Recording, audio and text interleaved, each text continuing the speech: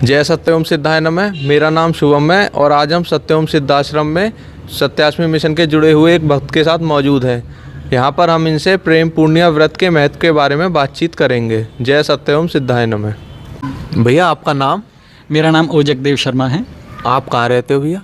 मैं गाज़ियाबाद में रहता हूँ। और आपकी शादी कब हुई थी? मेरी शादी 20 मई 2006 को हुई थी। और आपकी वाइफ का नाम? ऋचा शर्मा। आपकी शादी को कितने साल हो गए?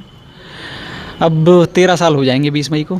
तो क्या आप हर साल मैरिज एनिवर्सरी सेलिब्रेट करते हो या नहीं? हाँ बिल्कुल करते हैं।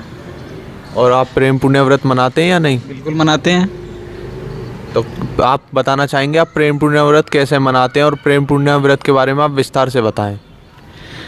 गुरुजी जो यहाँ पे ये प्रेम पूर्णिमा व्रत का जो आयोजन कराते हैं हर साल, हम इसको भी करते हैं। और इसे करने के लिए मतलब ये है कि पत्नी के लिए हम क्या कर सकते हैं, क्या से मतलब है कि जैसे भाई आप उसको कहीं पे खाना खिलाने ले गए या डेट वेट पे ले गए तो वो काफ़ी नहीं होता, वो सिर्फ़ एक दिखावा है, सिर्फ़ एक ढकोसला है। उसको मतलब कुछ ऐसा करें कि जो मतलब भगवान की भी कृपा बनी रहे और जिससे कि पॉजिटिविटी बनी रहे जीवन में दोनों के। तो उस लिहाज से पत्नी के लिए हम एक छोटा सा व्रत रखते हैं जो आने वाले 19 अप्रैल को जो है आयोजित किया जा रहा है। तो मैं सभी भक्तों से प्रार्थना करता हूँ कि यहाँ आएँ और प्रेम पूर्णिमा व्रत का जो उत्सव है उसमें शामिल होने की कृपा करें। और इसमें जहाँ तक सवाल इस चीज़ का है कि भाई क्यों करना चाहिए, देखिए क्यों का सवाल ये है कि जो हमारी पत्नी है वो दूसरा घर छोड़ के आती है अपने जहाँ पे वो पैदा हुई होती है, और मेरे ख्याल से लगभग 20 से 22 साल तो उसकी उम्र होती होगी। तो उस सिचुएशन में एकदम से दूसरे इंसान के साथ आना और सब कुछ छोड़ के आना, और वो भी ये सोच के कि भाई अब ये बंदा ही मेरे लिए मतलब मेरा जीवन का साथी है, तो यही एक बहुत बड़ा उसका त्याग होता है। तो कुछ तो हम उसके लिए कर ही सकते हैं। तो ये एक जो प्रेम पूर्णिमा व्रत है इसके माध्यम से कम हम उसको एक ये तो बता ही सकते हैं कि भाई हमारे हृदय में भी आपके प्रति प्रेम भाव है, सम्मान है। और सम्मान का जहाँ तक सवाल है तो चिरकाल से हमारे यहाँ भी देवी की पूजा होती आई है। तो उसमें पत्नी भी एक देवी का ही रूप होती है, क्योंकि विवाह से पहले कन्या ही होती है, विवाह के बाद ही तो पत्नी बनती है। तो उसको मतलब ये कुछ तो मतलब थोड़ा बहुत ऐसा कर सकते हैं कि जो थोड़ा सा हटके हो। नहीं तो आज के तो मतलब जो जैसा आज का समय चल रहा है बड़ा मतलब मैं तो यही कहूँगा कि बहुत ज़्यादा ठीक नहीं है, क्योंकि आप लोग समझदार हैं कि क्या है मॉडर्निटी ऑफ लाइफ, क्या है लाइफ स्टाइल, क्या हो गए हैं आज के डेट के। तो मैं इस पे तो ज़्यादा नहीं बोलूँगा। लेकिन हाँ ये है कि जहाँ तक हमारे हिंदू धर्म का सवाल है तो इसमें अगर ऐसा कुछ मतलब पत्नी के लिए हम थोड़ी सी भी भावना ऐसी रखते हैं कि भाई उनको ये लगे कि हाँ भाई ये बंदा भी हमारे लिए कुछ अच्छा सोच रहा है, हमारे मतलब जीवन के कल्याण के लिए, हमारे जो आने वाला परिवार होगा उनके कल्याण के लिए कुछ कर रहा है, तो उन्हें भी मतलब खुशी होगी और हमसे और उनका जो संबंध है वो एक और मतलब प्रगाढ़ होता जाएगा। तो मुख्य उद्देश्य तो यही होता है इस प्रेम पूर्णिमा व्रत का। अब सवाल ये है कि भाई किसको कैसे करते हैं। अभी जैसे ये पूर्णमासी का दिन आएगा तो इसमें यह है कि आप जो है पूर्णिमा देवी के सामने सुबह सुबह मतलब जोत जला सकते हैं, जिसको हम अखंड जोत कह सकते हैं। वो मतलब 10 से 12 घंटे या 24 घंटे की जितने की हो सके संभव हो वो कर गए। और संकल्प लें साथ में कि भाई हम आज से मतलब कुछ जैसे कि पर कई बार हम लोग गुस्सा करते हैं, पत्नी शांत रहती है, तो ये संकल्प लें कि भाई पत्नी पे हम गुस्सा ना करें या कुछ और ऐसा करें कि जो कि भाई हम पत्नी के लिए आज से एक कुछ अलग सा मतलब कि ये कोई एफडी ले लो या कुछ अलग चीज़ का जो कोई नई ऐसी चीज़ जो उनको भी अच्छा लगे, या कोई उपहार भी दे सकते हैं।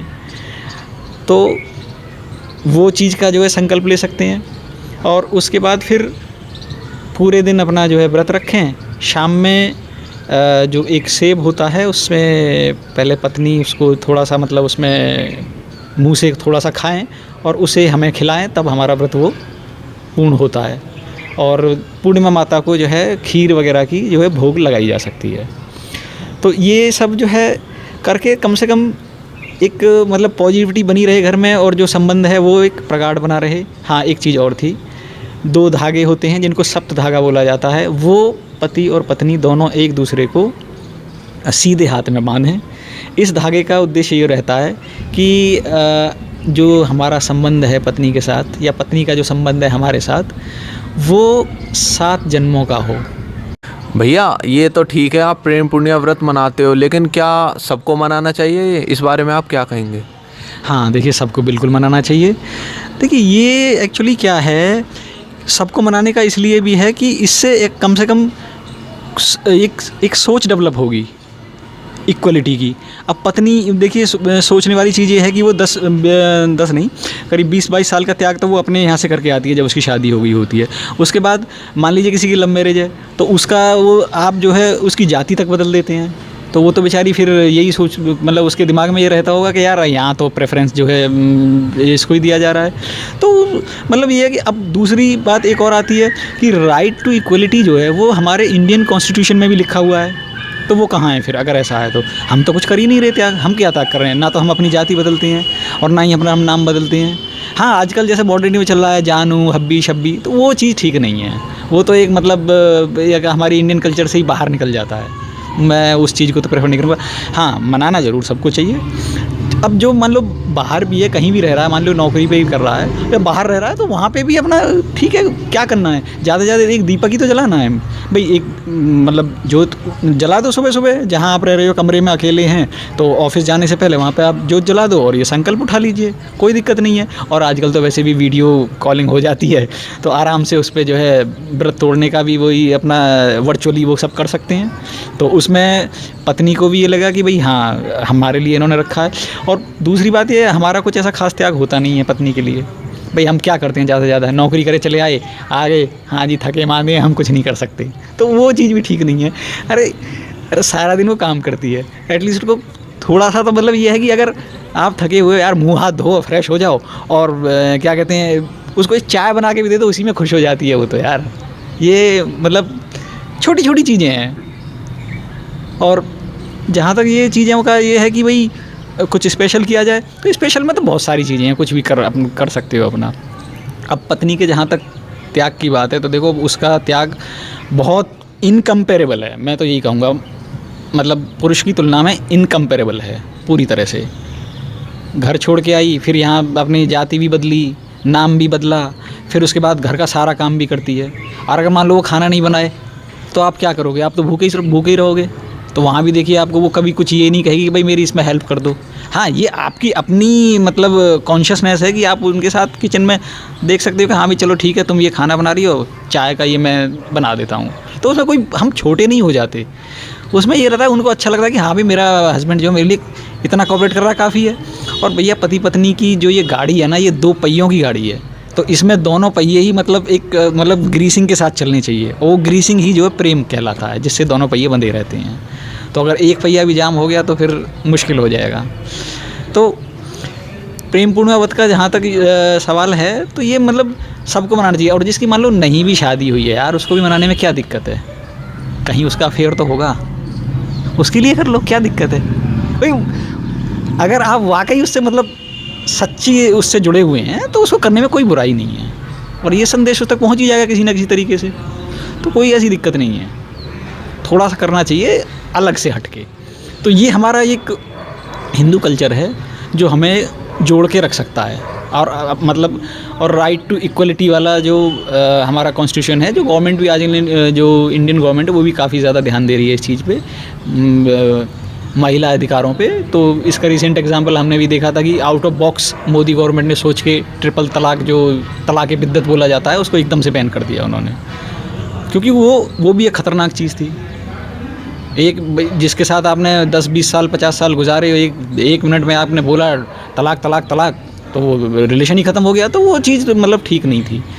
मैं इस चीज़ को लेके मैं किसी धर्म के ख़िलाफ़ नहीं बोल रहा हूँ, लेकिन जो चीज़ गलत है, महिलाओं के सम्मान से जुड़ी हुई है, मैं वहाँ बोल रहा हूँ। तो इसलिए इसका कोई अदर वो ना लें कि भाई ऐसा क्यों बोल दिया, तो ऐसा कुछ नहीं है।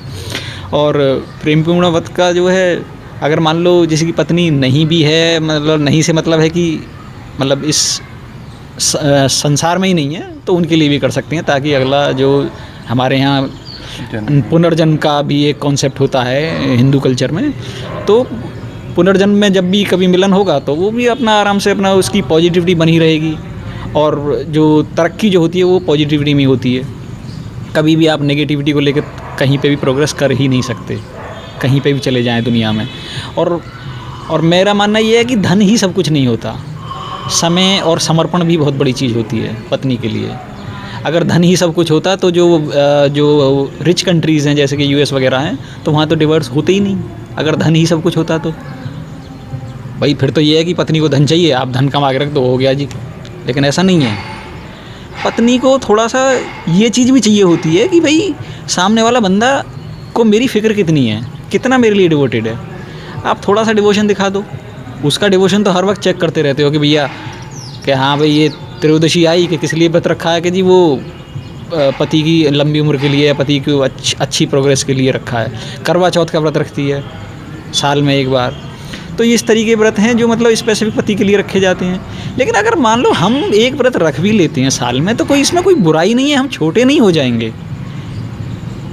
करवा चौथ का आपने साथ रख लिया तो इसमें कोई बहुत बड़ी तोप नहीं मार दी यार, वो भी रख रही है, तुम भी रख रहे हो, तो उससे फ़र्क क्या पड़ गया।